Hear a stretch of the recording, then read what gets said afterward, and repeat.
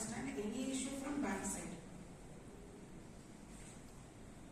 ఇంకా ఎందుకు గ్యారంటీ ఇవ్వలేదు. ఎస్టేట్ స్టార్ట్ చేసి ప్రొక్యూర్మెంట్ స్టార్ట్ చేసిన సందర్భంలో కూడా కేవలం 165 కోట్లు కావాల్సిన చోట్ల 2 కోట్లు బీజీ వస్తే ఎలా మీరు ముందుకెళ్తారు అని అడిగి ఉంటారు. సో నేను వాళ్ళకి చాలా క్లారిటీగా 2 విషయాలు చెప్పాను. నేను నా తరపు నుంచి చాలాసార్లు ఇవ్వమని అడిగాను, చెప్పాను, అన్ని ప్రయత్నాలు చేశాను. బట్ ఇప్పటివరకు కూడా ఇదే స్టేటస్. నేను దీనికోసం ఇంకా ప్రొక్యూర్మెంట్ని ఆపలేను. ఖచ్చితంగా చేయాల్సిన పరిస్థితి వచ్చేసింది. ఆల్రెడీ 20,000 మెట్రిక్ టన్ను చాలా రెడీగా ఉంది తీసుకోవడానికి. కేవలం బీచ్ లేకపోవడం వల్ల నేను తీసుకోలేకపోతున్నాను. నేను ఇంటర్ డిస్ట్రిక్ట్ మూవ్మెంట్కి నేను ఫైల్ పెడతాను.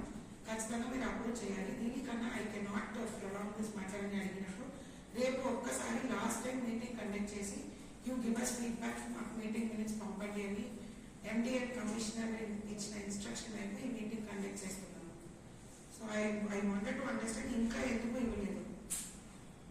If you tell payments as issue, దానికి ఇప్పుడే చెప్పేస్తాను. మీ అందరికీ పేమెంట్ స్టేటస్ నాకన్నా బాగా తెలుసు. ఖచ్చితంగా పేమెంట్ రాబోతుంది. మీకు రాబోతున్న పేమెంట్ గురించి మిగతా జిల్లాలో ఏ మాటలు మాట్లాడుతున్నారు దాకా నీకు తెలుసు. మిగతా 2 జాయింట్ కలెక్టర్ నాకు ఎంత ఇబ్బంది పడుతున్నారు వరకు మీ అందరికీ తెలుసు. సో అది రీజన్ గా మరొకసారి నాకు చెప్పకండి.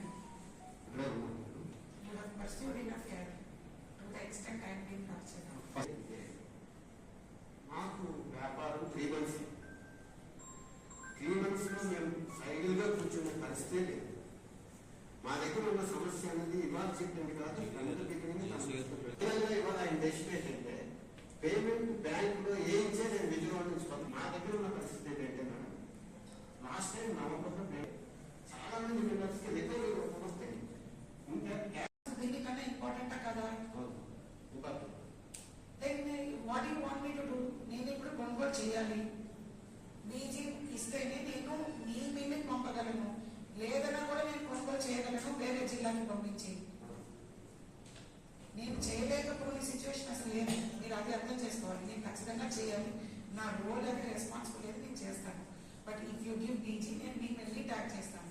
ఇవ్వకపోతే I can not tag your bill. Simple. దాంట్లో మళ్ళీ మీరు తగ్గించుకుంటారు.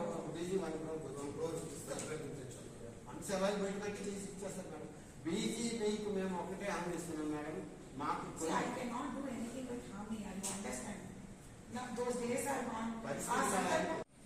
వరి ధాన్యం 15 రోజులు అడ్వాన్స్ అయింది. ఆ విషయం మీకు తెలుసు. ఈ సంవత్సరం చక్కగా మనకి వర్షాలు లేకుండా, తుఫాను లేకుండా మనకి నిండుకున్న మంచి ధాన్యం రైతు రావడం జరిగింది. ఈల్డ్స్ కూడా బాగా వస్తాయి. సో మేడం గారు గత 3 మీటింగ్స్ పెడుతున్నారు, అందులో ఇది వాడినారు. మీరు ఈ విషయం నేను చెప్పినా సరే రైతు సోదరుల నుంచి చాలా ప్రెజర్ ఉంది. Everyday are facing order pressure. అలాగే మేడం గారు. సో ఆల్రెడీ కోతలు అయిపోయి 1,75,000 ఎకరాలు మంచిం జిల్లాలో వరి పంట రైతులు వేశారు. అందులో 1,00,000 ఎకరాలు ఆల్రెడీ కోసేశారు. సో కుప్పల మీద ఉంది. సో చాలా పచ్చిధాన్యం కూడా ఇంకా మనం లేట్ అవుతున్నాం బయటకు వెళ్ళి. ఇప్పుడు ఒక 4-5 రోజుల్లో మళ్ళీ తుఫాను హెచ్చరిక కూడా ఉంది. రేపు ధాన్యం తడిసిపోయినా సరే మనమే కొనాలా.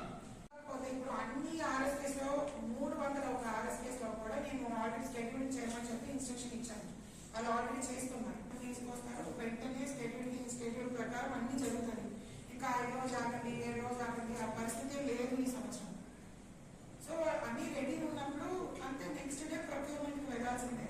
సో ప్రొక్యూర్మెంట్కి వెళ్తున్నప్పుడు ఏ బిల్లుకి పంపించాలని ఒక ఆప్షన్ వస్తుంది.